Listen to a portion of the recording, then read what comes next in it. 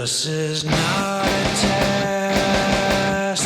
Don't expect to be impressed.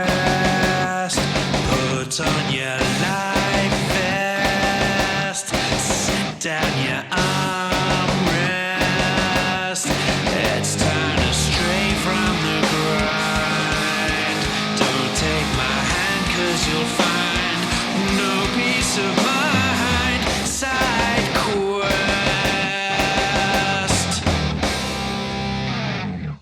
Hi there, and welcome to Side Quest, the in-between episodes we do when we're not on fantastic adventures. We're normally bitching about TV, but sometimes we have cool guests.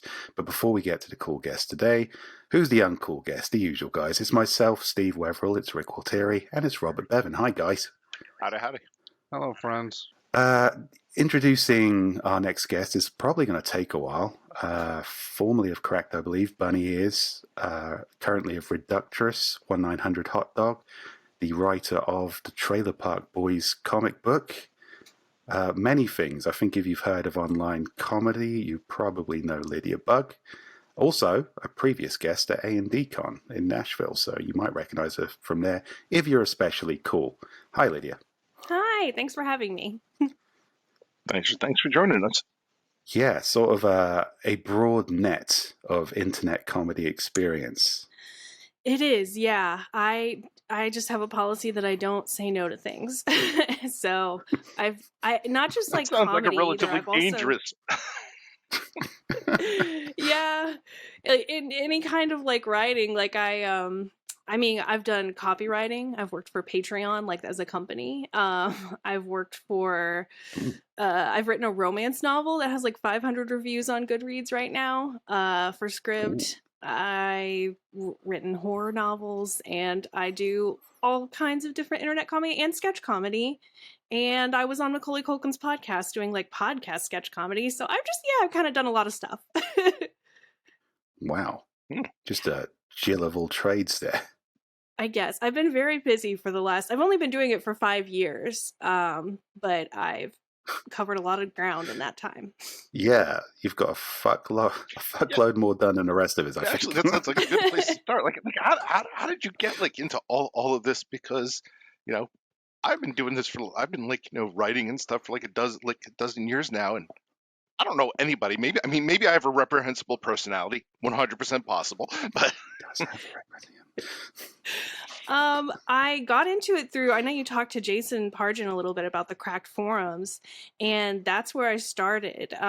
Like they built those forums so that people who are kind of like, nobodies, who had no industry connections, who live in the sticks. I was in Carbondale, Illinois, going to school. When I started writing for Cracked, I was living in Nashville, Tennessee, but still like not someplace where typical writers live and meet people, but I pitched in the Cracked forums, and I remember Louis Prada responded to my first post and was like, we've already done something similar, but like, this is really funny. You should pitch again. And then my second pitch, they liked it so much. They were basically like, if you can pitch 3 more things of this same quality, we're going to hire you as a columnist. And I pitched 1 more, and they liked it so much that they were like, you're just a columnist now. And then, like, after I'd worked for them for about a month, they shut down the column workshop. Like, I got in at Cracked right at the very end of Cracked. People seem to think that I'm, like, OG for some reason with the Cracked crew. Not true at all. I snuck in. I was there for, like, I think a month, and then Jack O'Brien left, and then everybody got fired from the video team. And I was like, oh, God, am I, like, the herald of places closing? Because the first writing thing I ever did was win a contest, and the prize was they'll publish your novel, and the company after I won immediately closed. And then I get into Cracked, and Cracked immediately starts to deteriorate, and I was like, oh no, I'm a curse. Oh my God. Well, this will be the I final. should point out, For anybody listening. Yeah, we are coming up to the finale of our podcast soon, so who knows what happens. I have since been part of projects that were successful. I swear. I've been at Hot Dog for 3 years now, and they're going strong, building up every day. But basically, everything I did after that branched off of Cracked. Like the people, because Cracked deteriorated, as we all know, and the very talented people from there all went to different sites, and a lot of them took me with them. Not as like editor. I cannot edit. I actually have a learning disability in written language, and grammar is really, really hard for me. I run everything through Grammarly now, but like I'm a joke writer, so the people that needed joke writers pulled me onto a bunch of different projects, and I work really hard and have done a lot of stuff because of that. Just people being like, "Oh, I read Lydia's stuff on Bunny Ears and it was funny. Do you want to come work on the Trailer Park Boys comic? I read your stuff over here and I liked it. You want to come work over here?" And I'm like, "Yeah, always. I will never say no." Excellent. So that is weird, actually, because I think I was talking to Brendan about that while you were at the Nashville con, because I did think Lydia Bugg is like a cracked name to me. And it's Yeah. wild to me that you weren't there that long, because it seems like you were sort of part of the kind of OG crew almost. I mean, I read it for 8 years, which is why I think I was able to come in and so quickly like nail the voice and the tone of the site. Like that's one of my strengths, really. I worry about finding my own voice because I'm so good at absorbing other people's voices. Like I think that's been a lot of my career, is that having voice down right away is like kind of my thing. So like it's easy for me to write for someone who, I'm not a Trailer Park Boy, obviously. Like I'm kind of a glam bitch. And so, but I could pick up their tone from watching the show and I could write for them. And that's a really good skill to have as a writer. Oh, that is cool. Well, you must have made an impression before Cracked imploded horribly. But, I did, yeah. I got in there at the end and they were like, "Oh, wow, she's really funny." And then people, have just rewritten me into the history of Cracked, which is really weird. Like, "Oh, I remember reading you in college." You do not, I promise. Yeah, but this is a good retcon, though. Oh Yeah. yeah, I would love to have like written with some of those guys. Like I always am really excited when I get to work with someone that is OG Cracked. Like I got to do a writer's room with Daniel O'Brien at Bunny Ears, and I was so like, yes. Oh, nice. This is the kind of Mandela effect you want to encourage. Just like reverse styling yourself into a load of correct photos. I'm just going to start putting out there other shows that I've worked on, and hopefully people will start to remember me on them. Like, remember when I was on Friends, you guys? Just gaslight into like a premium comedy legacy. Yes, yeah. Trailer Park Boys, that's interesting. I'm a big fan of the show. It's just wildly chaotic nonsense. How is that translating into comic book format for you? Well, I love comics. I've always read comics since I was very little. Big X-Men fan, and stole all my dad's X-Men comics when I was a kid. And he just recently got rid of his collection and gave it to me. So I have all these Chris Claremont X-Men's that are just like, oh, they're so perfect. Nice. So yeah, I was familiar with comic book format and how to write for comic books because I kind of read constantly, and I read about, like, I don't know, I have bookshelves behind me. These are not even a tiny percentage of my books, and even if I'm never gonna like write a screenplay or whatever, I'll read a whole ass book about it. So I actually had a book by Peter David, who Sean and Brockway and I argue about because they've made fun of his work on the site before, and I love his run on X Factor so much. And I had read this whole book about writing for comics, and Sean DePasquale, who was the head of Bunny Ears, was the editor for the comic book. So he was like looking for former Bunny Ears writers who might be interested in writing for the Trailer Park Boys. And I had seen the show when I was like in high school. I remember sitting at my friends' trailers watching the Trailer Park Boys with them and loving it. So when he brought it up, I was like, man, I have not watched that show in like 10 years, but I'm going to marathon it this weekend and I'm going to pitch you something. And I looked up a list of like people's favorite episodes and watched those, and then pulled out my Peter David book and wrote a script. Nice. Yeah. Just for record, nobody better shit on Peter David's Spider-Man 2099 run. Peter David's great. He seems like a nice guy too. His book, I forget what it's called off the top of my head, but his book about writing comics is legit a very good book. Well, there you go. We shan't disparage him here then. Oh, I'd probably love that. Oh my God, I probably read one of those. What a terrible thing to admit on a podcast. I read a lot of his Star Trek novels, and I'm horribly not ashamed to say so. Yeah, but you're aggressive about these things, Rick. I think you get some sick delight from it. I don't think there's shame in reading Star Trek novels, honestly. Like, No, I love Star I Trek really stuff. enjoyed it. Yeah. If you get a chance, he wrote one from the TNG era called Imzadi. Probably the best Star Trek novel I'm out gonna there. look that up. I'm gonna look that up because I like Peter David and I love TNG. It's my favorite Star Trek.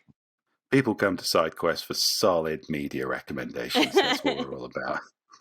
I know I do. Yeah, I'm surprised you've even heard of Star Trek, Bev. I used to watch Star Trek. Well, Next Generation.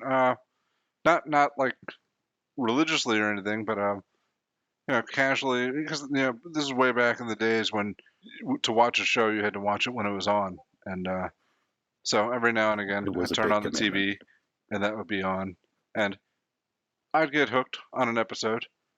I never caught I'm like surprised. season arcs or anything, but I enjoyed the show when I caught it 7 years and you've never once mentioned Star Trek. Now because you I didn't just- care that much. It was just something I enjoyed when it was on. I just imagine Bob just watching it with like smoking. God damn, these Klingons are fucking stupid. Ugly too. Well, they're not all ugly. Well, anyway, let's not get sidetracked about Klingon attractiveness.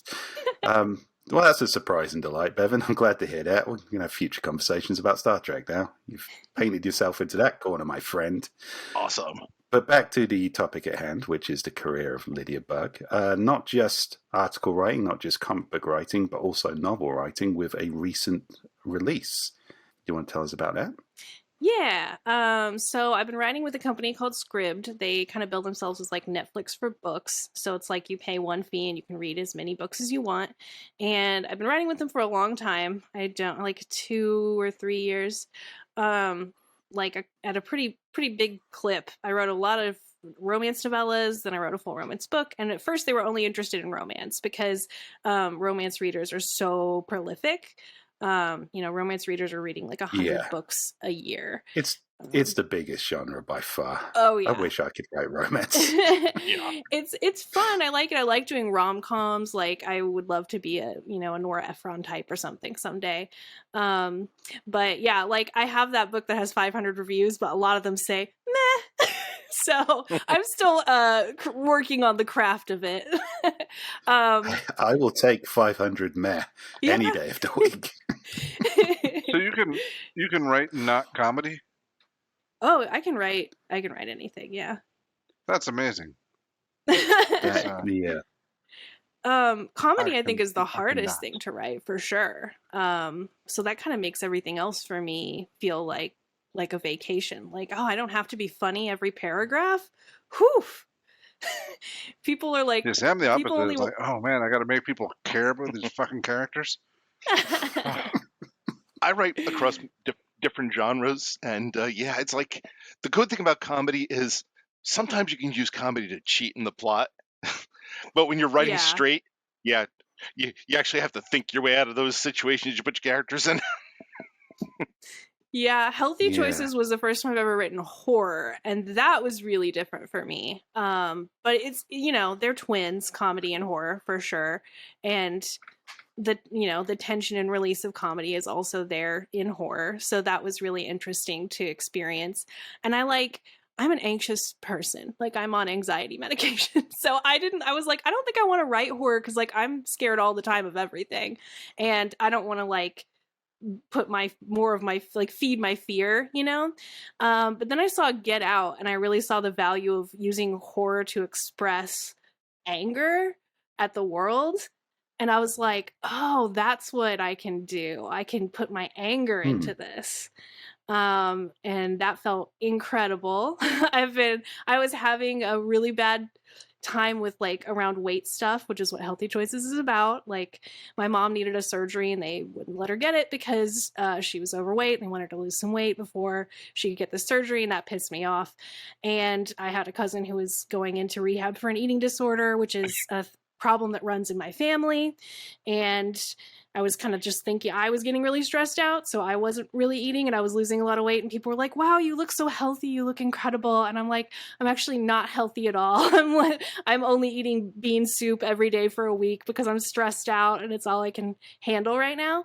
And I took all of that anger that I was like not really processing and I put it into healthy choices, and made this really beautiful book about what that feels like to have the whole world tell you like, oh, you look so good, you look so beautiful, but you're hurting yourself and like you're being hurt and people don't realize that. So it's got like kind of a mad science vibe and body horror, and it came out so well. I love it.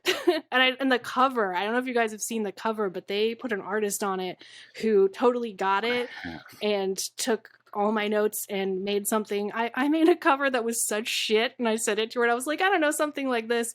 And she just like, I mean, it was like a child's cartoon crayon drawing compared to what she did with the cover of the book. I'll put, it is a sweet cover, so I'll put that up in the edit. Yeah. But it does look intriguing, and yeah. So you designed your cover first. Yeah, I'm more intrigued with that. No. I hate to derail, but this is kind of like, was it just kind of a guide cover, or? Well, just Scribd has like a thing where they send you like a sheet and they're like, describe to us what you want, and you can add pictures and stuff. So I just photoshopped together like an open mouth with like kind of a gold like cloud in it. I was like, I really want it to be like mouth centric, like someone's maybe taking a bite, but they're also like screaming. And the girl was like, nah, I'm not gonna do that. And I was like, yeah, that was a good choice. She sent me 3 alts, and one of them looked kind of like mine, but it was very reminiscent of Silence of the Lambs. And I was like, oh, I think I was just making the Silence of the Lambs cover a little bit, and I didn't realize it. Nothing wrong with an homage. You can actually get pretty far with that. Yeah, that's true. The best cover designers I've ever worked with were the ones who weren't afraid to tell me when my ideas were stupid. Yeah. I think we've all got homemade covers in our history somewhere, haven't we, that we'd rather be forgotten. But yeah, my favorite thing about working with artists is just like saying, you do the work, please, and just trusting them to do it, because I'm lazy and like surprises. So yeah, that's what I'm going to do from now on. I'm going to give you a vague idea. Please read my mind. Yeah. Read my mind and take my money. I want as little problems as possible. So Scribd, Netflix for books. That's wild, because I haven't heard of that at all. Have you guys heard of that at all? Yeah. I've heard of it in passing. I never knew what it was. I just started going wide again like about a week ago. So yes, some of my stuff is actually on Scribd. Oh, nice. Ooh, Scribd, not Scribd. I'm mispronouncing that. We call it Scribed in the UK. Oh, maybe they do. Maybe that's the official name over Maybe. there. I don't know. That does sound more. That sounds more classy. It's like, yeah, I'm on Scribd. I am on Scribd. I am a god. You will accept my art. It sounds like the medieval version. I'm gonna start telling people that now when I'm at like a fancy party. I'll be like, it's Scribd, actually. It's Scribd, actually. Yes. That sounds like bullshit. All right. Well, apparently, just I'm the only guy that's slow on the uptake then. So if anyone's listened to this and is equally slow on the uptake, check out Scribd and check out Healthy Choices while you're there. And Scribd does audiobooks too now. Yes, there is an audiobook for Healthy Choices, and the girl that reads it totally nails it. She's so good. This was their first horror book, I think. No, they might have had a couple more before this. I know Wendy Dalrymple wrote some. But they really believed in this book from really early on. So they, I think, kind of gave me the best of what they had with the audiobook and the cover designer. So I was really happy about that. Nice. Good to hear. Yeah. My favorite thing about the writing process is getting to audiobook stage so I can laugh at my own jokes guilt-free. Yeah, because you can't remember them. Yeah. People don't realize you write this stuff. I wrote that like a year ago or something. And then you listen to your own stuff and you're like, oh yeah, that was good. That's my least favorite thing is because typically by the time I get to the audiobook stage, I am so sick of my own story that even listening to it just makes me physically ill. Yeah. Like, how dare this person read this story by this terrible writer? I can definitely get like that too. It's much easier with comedy because I've forgotten all my jokes, and I like my jokes. The only way I know how to write jokes is to try and make myself laugh. So when I listen to that, I'm like, yeah, that's good. But yeah, when I listen to narrative stuff, I definitely am still picking apart. Like, I wish I hadn't done that there. And, you know, You're right. That's a great point. I mean, writing comedy, I know I take a lot of shit in my household for laughing at my own jokes, but that's the whole thing. It's like, if you can make yourself laugh, you can make somebody else Yeah. laugh. You know, yes, why would I want to publish something that I don't like? Why would I want to publish something in comedy that I don't think is funny? I can never not. Yeah. That's definitely my philosophy. The only difference being that my bar is probably a lot lower than you guys. But yeah, I make myself laugh all the time. But again, easy audience. Now, speaking of making people laugh, 1900 Hot Dog. 3 years it's been going now, did you say? Yes, I think I've been God, with them that's for not 3 years at this point. I've written like over 100 articles for them. nice. Time flies. Yeah. But yeah, I really appreciated when that came up as just kind of doing a lot of what they were doing in kind of golden age Cracked, just weird, fun media takes. And I'm glad there's a home for that again. Oh, they're so great. I love those guys. And what they're doing is so like necessary. I miss that old Cracked so much. And I miss long form comedy articles. And Sean and Brockway are both so funny. And when Brockway asked me to work there, I was so excited. Like, they asked me to just like write a couple of articles at first, and I submitted 2. And the second one was on Babyland General Hospital, where people pretend that Cabbage Patches are real. It's supremely weird. And that's when they were like, do you want to like have a weekly column? And it's been like my greatest joy for the last 3 years. I love that place. Right, speaking of hospitals where they pretend Cabbage Patch dolls are real, this next question I'm about to ask you might be redundant. What is the weirdest article you've ever written? Oh, that's tough. I wrote one about Poopsie Slime Surprise, the shitting unicorns, which like they've become more known in the last like year on the internet, and everyone, so like people start talking about these shitting unicorns that like they had a music video that was like I poop that was like I think a Black Eyed Peas song, and the Black Eyed Peas sued them for using like being too similar to their song, and people were sending me this information constantly. Like, people love that article. And the weirdest thing was that while I was like looking up information about the company, I found their Instagram, and Ruth Bader Ginsburg had recently died, and they had a tribute to Ruth Bader Ginsburg in the middle of the Poopsie Slime Surprise Instagram. So it's like unicorn that shits, joke about shit, unicorn that shits, rest in peace Ruth Bader Ginsburg. And I don't know if I'll ever see anything funnier than the picture of that grid layout of all of these shit jokes and then a black and white photo of Ruth Bader Ginsburg. A weird place to break character, yeah. Yes. I also think nothing funnier will happen to me personally than the time Mountain Dew ghosted me. And I wrote an article about that where I was like begging Mountain Dew to send me publicity emails, and they were just like, absolutely not. I can't. People like will unsubscribe. People will be like, please stop sending me stuff, Mountain Dew. And I'm like, Mountain Dew, I want to know what's going on. And they're like, no, you can't have it. So You got ghosted by Mountain Dew. I got ghosted by Mountain Dew. Like, I was like, I should quit now. What could you have possibly done to piss off Mountain Dew? I don't know what I did you did to do, Mountain Lydia? Dew. I'll never know. I don't understand what any of this means. Like their marketing emails, I tried to sign up for their marketing emails, and I got the confirmation. It was like, welcome to Dew Nation. It was very positive, like, you're in. And I was like, yes. And my plan was, I'm going to collect a bunch of Mountain Dew newsletters and write a hot dog article about it. It'll be hilarious.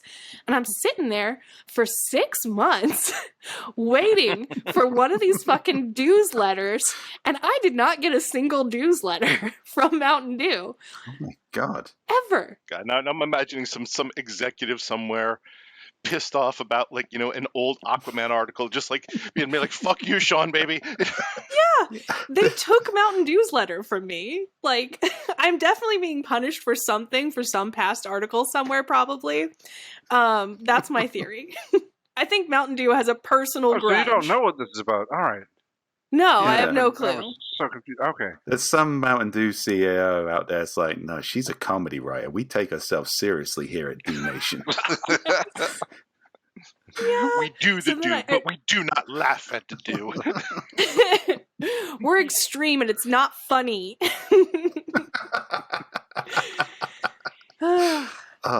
That's wild. Yeah. All right. Well, I think you're the only person we've had on the show that's been ghosted by Mountain Dew. Hell yes. Lord knows Bevan's tried hard. I don't know that I haven't been. Yeah. I mean, check your email, Bevan. But I mean, you got ghosted by Kirkland Light. I mean, they canceled the entire beer. yeah, it's the only product we ever endorsed. They stopped making it. You pulled an absolute Lydia Bugg on Kirkland Light. You killed it. Just like I do websites and publishing drink it all. companies. Oh wow! So that's a wide net to cast. You've been on some big names there. Stuff that I personally read as a fan of long form internet comedy, which, as you say, just doesn't seem to have the home it used to have. No, it's so sad because I was a fan for years before I was a writer. So Yeah. it makes me really bummed, like what's happened to Cracked. I hate to talk too much shit about them because I do know people who work there still, but like, I mean, anyone can see it's not for comedy anymore. It's more of like factual stuff. Yeah, it's like regurgitation. You know what it is? I think, and I mean, you can see this with like a lot of cases of like, of early internet comedy. It's like when it was owned and operated by the creators, that's its heyday, and a lot of these places got picked up and bought out by these bigger media companies, and that's just that ends up being the kiss of death, because the second your fate's in somebody else's hands, and you get some money man coming in who with no sense of humor is just like, the bottom line. There is no future for comedy. There's some people have tried so many different styles of making a comedy site work, and it just seems to be really difficult for some reason. Like, even when I worked for Bunny Ears, that was all just funded by Macaulay Culkin. That was just him waking up one day and being like, I'm gonna fund a comedy site for a couple years, and that was amazing. But then eventually, when he moves on to other things, like, then that's done. So it's not really sustainable, but it's very fun. We need more 90s child stars just to foot the bill for this sort of thing. I agree. They owe us. Devin Sawa, start a Kirk comedy Cameron. site and hire me. Oh, no. Well, not all of them, yeah. Some Kirk Cameron's the subject matter. Yeah, we already have that. It's called the Babylon Bee, and it fucking sucks. So, it's like it's like The Onion if it wasn't funny. yeah, basically. Well, there's a gap in the market. I appreciate their moxie. That's all the sense of humor of a Mountain Dew executive. Yeah, I mean, I keep, I'll be on Facebook, I'll get a link to an article that looks promising. It is generally just like an amalgamation of things that happened, of other people's work. Yeah. I rarely see kind of just decent long-form comedy outside of Hot Dog, to be frank, but to be frank, there's a hot dog. Well, it's hard to do. Like, people don't really, I mean, Cracked articles took forever to write. And like a lot of our Slack conversation at Hot Dog is kind of being glad that we don't have to do that anymore. Yeah. It's much easier to write a Hot Dog article than a Cracked article, because the amount of research you had to do for a Cracked article was so substantial.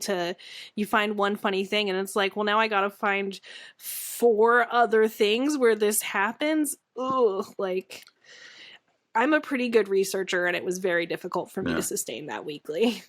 I bet. I still fall for it. I'll see articles that say like 5 surprising twists in 80s horror movies, and they won't be surprising. They won't even be twists. It will just be a list of 5 horror movies with like zero like a sentence of writing. Yeah. The last Crack thing I logged on, I clicked on, it was like that. It was like a bunch of like just regurgitated facts, and in a list of 10, 8 of them were by the same person who didn't do a very good job. Yeah, there used to be such a strong character voice. Yeah, and there's I just don't no time for really that see that shit around anymore. anymore. Yeah. They're not paying enough for people to.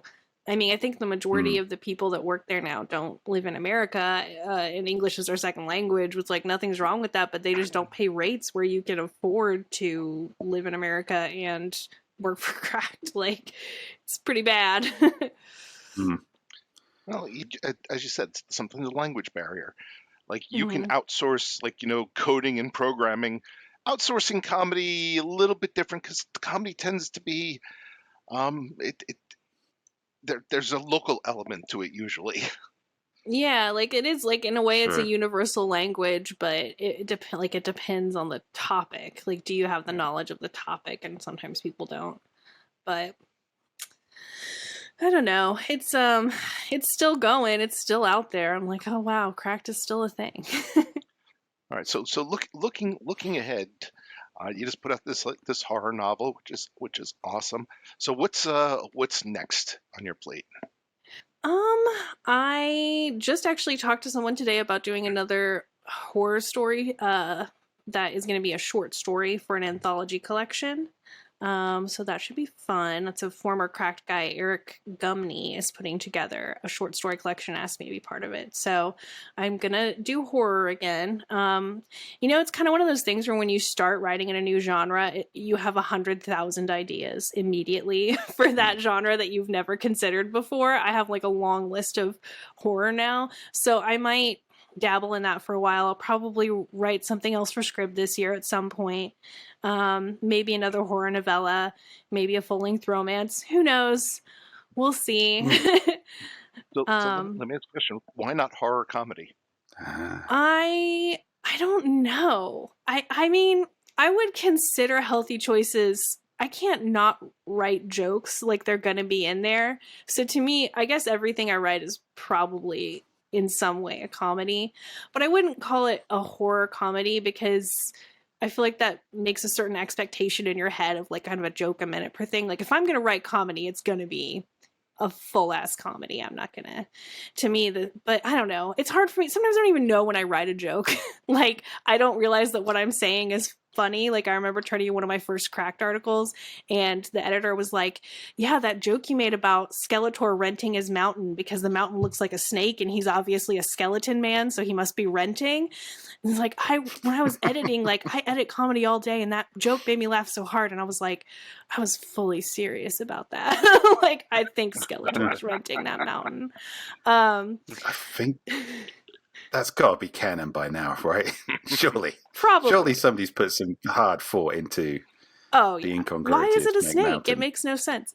But yeah, like I probably will do horror comedy / am currently doing horror comedy because like I have a really sarcastic biting tone in my horror. It's very clear what I'm doing with the things that I'm doing in the book, and the metaphors that I'm making. I'm not doing I don't like when books are like, it's a metaphor, figure it out. And you have to like think for a long time. I want to immediately be like, I know what this is a metaphor for. Yeah, Bob. Dracula. Oh no, I didn't know you guys were gonna savagely burn each other during this. I don't know Bob that likes either. Bram Stoker's Dracula, and I Oh, do not God, like that movie no. because it just is full of so much heavy friggin' metaphor. There's Let's- nothing. All right, there's nothing you need to think about. Look, Bevan's just admitted to watching Star Trek. I think we've made some steps. Let's not burn down the only movie he's ever watched. Yeah, that's like a heavy one. I've watched 3 more. Now he's not going to tell us though what those are. Not if you're gonna burn him over it. No, he's right. Once bitten, twice shy. Maybe not a horror comedy, but certainly kind of an acerbic, a comedian's tone. Yeah, it's gonna have a biting tone to it for sure, and it's gonna be mean. Like it's being mean to something, to some, I don't know, to society, I guess. Or I'm really being mean to doctors in Healthy Choices. It's a lot of conversations about how doctors talk to women about their weight. and their pain, you know, and not acknowledging their pain and kind of gaslighting and stuff like that, which is like an actual problem. And that's, I always start when I write with like a theme and what I'm gonna, you know, that's like the first idea, and then you kind of go from there. And then usually I remember some weird thing, like for healthy choices, I remembered that I learned that butterflies eat themselves in their cocoon. Like, you know how they turn completely into like a gel and then they reform as a butterfly? What that is their stomach enzymes absorbing their entire body.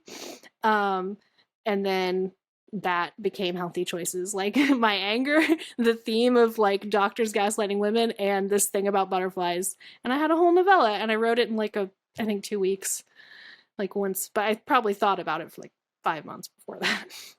Well, that's cool. I mean, you're coming into a really good time for kind of social themed horror at the minute. It's Oh my kind of gosh, yeah. blowing up in movies a lot. So, Yeah. and I guess horror comedy doesn't. It's not always like Evil Dead 2. There are kind of more subtle, Yeah. funny horrors out there. So It's just it hard doesn't have to to all do, be like, chainsaw hands, I guess. yeah, like to really scare someone and make them laugh, man, you got to be so talented. Like I can't read the John dies at the end books because they're too scary. So like everybody from Cracked loves those books, and I pretended to have read them for a long time. Like yeah, they're so good. And then finally I was like, I'm sorry, they're too scary. I lied a lot. I love the Zoe books that Jason also writes, but I cannot read John dies at the end. It scares the crap out of me. That is true. It's a good example of something that manages to be both existentially terrifying and ridiculously silly. Yes. Just on the same page sometimes. That is so hard. Like, yeah, I don't know if I can do it, but I will certainly try. All right, so stepping away from work for a second. What do you like? Like horror wise or anything wise? No, just in general. Like, you know, when you finally shut down for the day, like Oh. what are the things you just are into?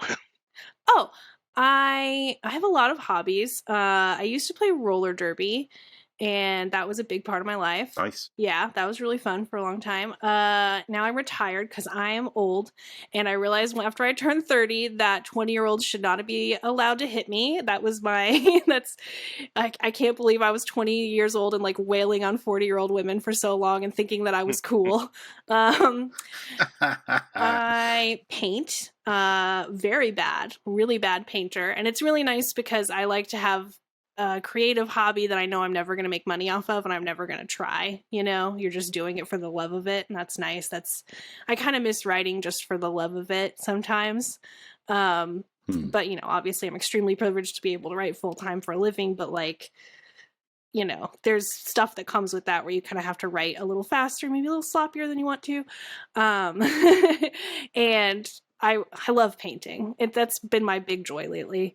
My clothes are all stained with paint now, and I have paint on my fingers all the time. And then people are like, "Oh, what are you painting? Like, it's going to be really impressive." And then I show it to them, and they're like, "That's wow, what is that?" Like, it's a gnome in a garden. I just like gnomes. I don't know, man. I'm a weird little guy. We have a movie for you to watch. Yeah, who Oh, doesn't really? like gnomes? Gnomes are, I don't know, my mom's into gnomes, so I started painting them. I'm going to do one for her for Mother's Day, so. Tell her about it, Bob. It's a good one for your mom too. Okay, so this is where we throw an art sheet plug. So we haven't had the premiere yet, but we just finished a crowd-funded movie called Shingles the Movie, based on a book series we all write. I saw that you were doing that. One of the stories is by Bob, and it is about a cocaine-shitting gnome. Amazing. We were talking about themed horror. This has no theme. The theme is cocaine shitting gnome murders people for fun and profit. Yeah. That's also great. Well, for sustenance. And sustenance. Maybe there is a theme there. Maybe I'm just not ruminating on it deeply enough. Find out. Go to authorsanddragons.com to get your copy of Shingles Movie today. That's an amazing plug. I love that. Well, we got to horror it up sometimes. Yeah, sorry. You mentioned gnomes. I had to say it. Oh, no, Yeah, that's fine. yeah, Yeah. But like, I read a lot too. That's the main reason I became a writer, is because I read about 60 books a year in every genre. And I love reading. Just say no. That's what the book's called. I'd say, talking about winding down, I love reading, but 50 or 60 books a year, I'm lucky if I get through like one a month. Yeah, I got to say, writing all day kills reading for me. I love reading, but I don't want to do it. Like, I'll sit in bed at night and be like, there's a book I really want to read, and I'm just going to play Marvel Snap. Screw this. I've had days like that before, but it's pretty rare. I usually try and read in a different genre that I'm writing, and that kind of tends to help with it. Maybe give that a go.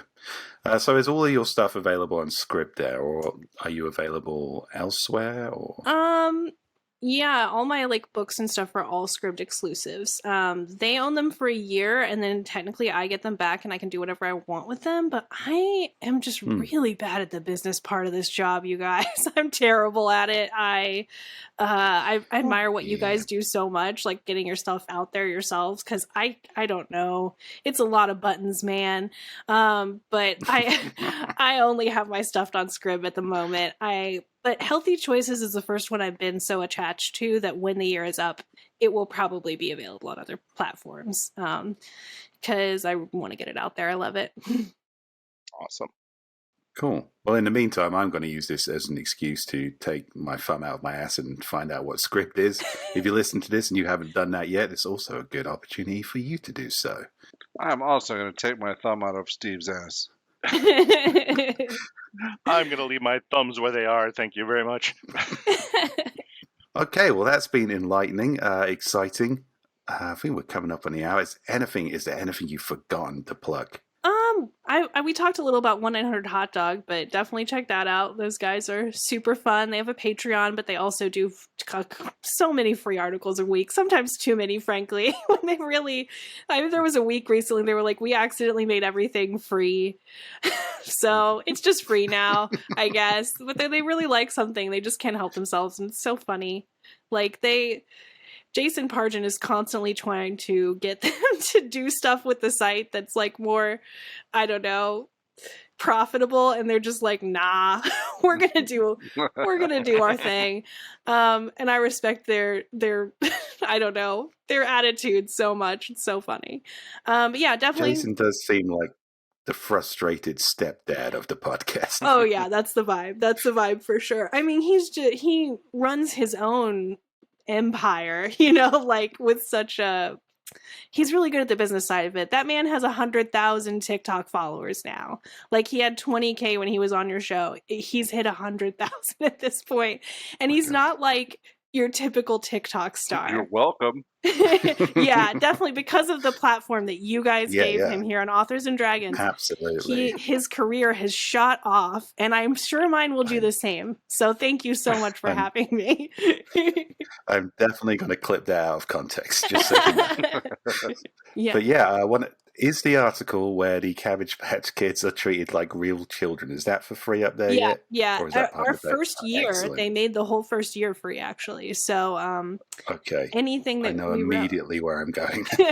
Yeah, Babyland General Hospital in Georgia. It is so scary, and still going today, I believe. Oh my God. Yeah. We know where we're going to do Authors and Dragons Con 2024. You could. They rent conference rooms. You could and should do that. What a way to go out, fellas. I will come for sure if you guys have it at Babyland, I swear. Okay, well, I can't really ignore the segue again. Sorry. Authors and Dragons Con 2023 in Portland. Book your tickets now, August 11th through 13th. We're going to have a blast. There's going to be writers there. There's going to be idiots there.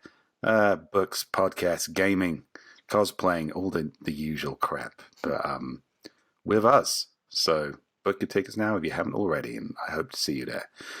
But back on topic. Lydia Bugg, it's been really interesting talking to you. Thank you for coming on SideQuest. We hope to have you on again someday. Yeah, definitely. Thanks so much for having me. And it was fun.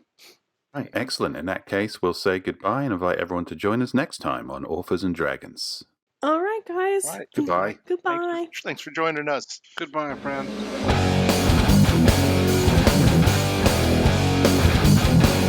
Authors and Dragons is brought to you under a Creative Commons license, meaning you are free to share this material so long as credit is given to those who created it, which is us, the people you just heard play the game. Opening and closing themes performed by the Gore Core 4. Authors and Dragons!